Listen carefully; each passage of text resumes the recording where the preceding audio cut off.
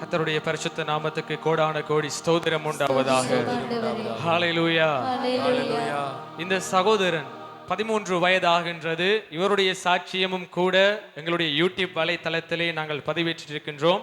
சில மாதங்களுக்கு முன்பதாக கர்த்தர் இவரை பலிபீடத்திலே ஏற்றி இவரை ஒரு ஊழியத்திலே எடுத்து ஒரு கல்ஃப் கண்ட்ரியில் எடுத்து பயன்படுத்துவார் என்று சொல்லி தீர்க்க தரிசனம் உரைத்திருந்தார். ஹல்லேலூயா. கரங்களை தட்டி தேவனுக்கு நன்மை சொல்லுவோம்.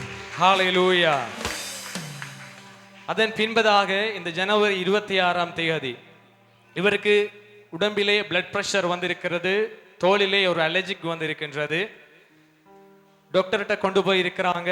அவங்க சொல்லியிருக்கிறாங்க சில வேளை கிட்னி பகுதியில் பிரச்சனை இருக்கலாம், கிட்னியை செக் பண்ணி பார்ப்போம்.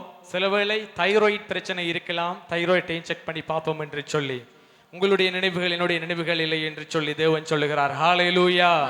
ஹல்லேலூயா. அவர் சகலவற்றையும் ஆய்ந்தறிகிற தேவன். ஆனால் என்ன ஒரு அற்புதம், என்ன ஒரு அதிசயம், அவர்களுடைய எண்ணங்கள் வாய்க்கவில்லை.